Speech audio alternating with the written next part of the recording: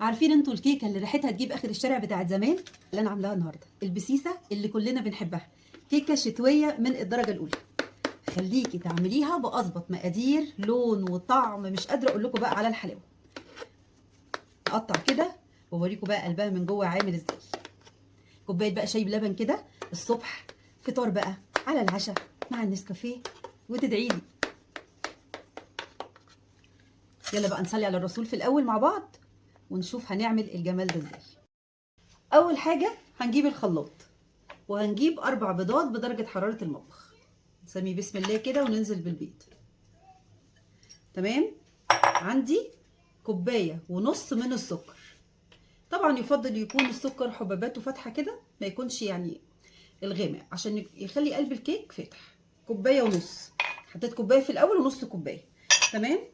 هجيب بقى ايه، معلقة خل عشان زفارة البيض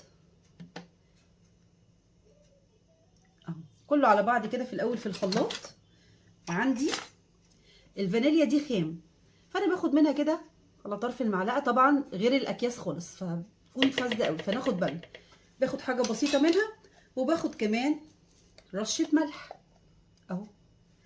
اول حاجه شرط نجاح الكيك، اضرب السكر والبيض كويس جدا جدا لحد لما لونهم يفتح. اضربهم وارجع لكم كده. بقى البيض مع السكر اتضربوا كويس جدا جدا. لازم ما استعجلش على الخطوه دي لحد ما يكون لونهم فاتح كده.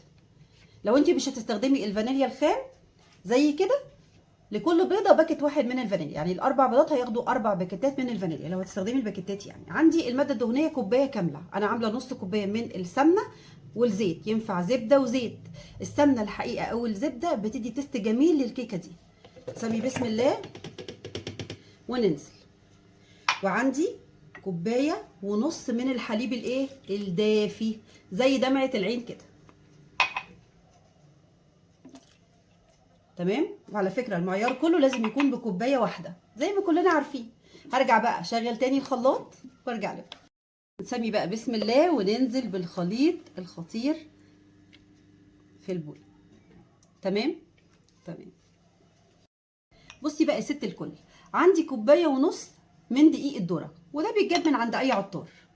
وبنفس الكوبايه كوبايه ونص من الدقيق بتاعنا العادي. يعني مقدار المواد الجافه هنا معايا 3 كوبايات، هنقسمهم ما بين دقيق الذره والدقيق العادي. طبعا اهم حاجه لازم تتنخل اهو، شويه بشويه كده نبدا ننخل عشان الكيكه كده ما تكونش مكتومه معانا. ننزل بقى بباكت واحد من كيك شيف. تمام. لسه بقى مش هنضيف دقيق الذره دلوقتي، ليه؟ هبدا ان انا اقلب، وبعد كده بعد لما كله يتجانس مع بعض هضيف دقيق الذره اخر حاجه. بعد بقى ما قلبت كله كده في اتجاه واحد عشان نحافظ على الهواء اللي بيكون في الكيك، هنرجع بقى نجيب دقيق الذره وننخله.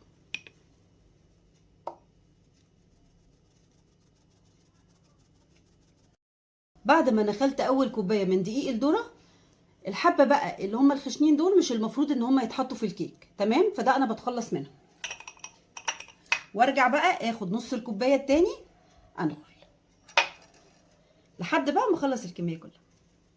هنقلب بقى كله كده في اتجاه واحد عشان نحافظ زي ما قلت لكم على الهواء اللي بيكون في الكيك. وعلى فكره لو بتحبيها بطعم البرتقال ممكن تستبدلي الفانيليا بفانيليا بطعم البرتقال، او تستبدلي الحليب بعصير البرتقال المتصفى.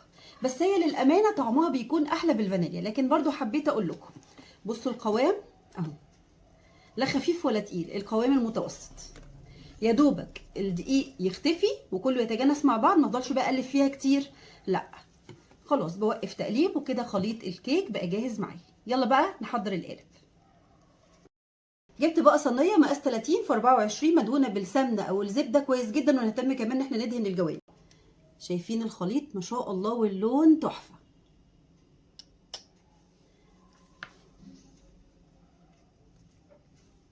نزل بقى الكميه كلها.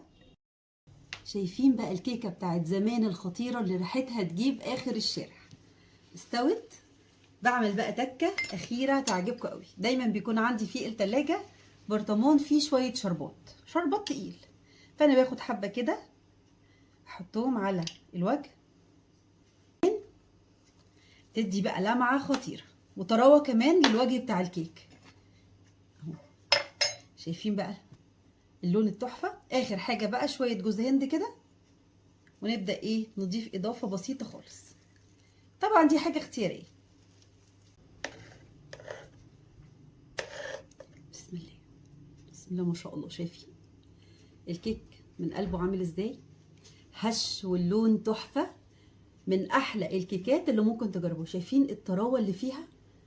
شويه بقى الشربات كده على الوجه مدين لمعه وطراوه حلوه قوي لوجه الكيك. دايما نشتكي ان هو بيكون ناشف، لا جربي بقى تكه الشربات او عسل النحل وادعي لي. خطير.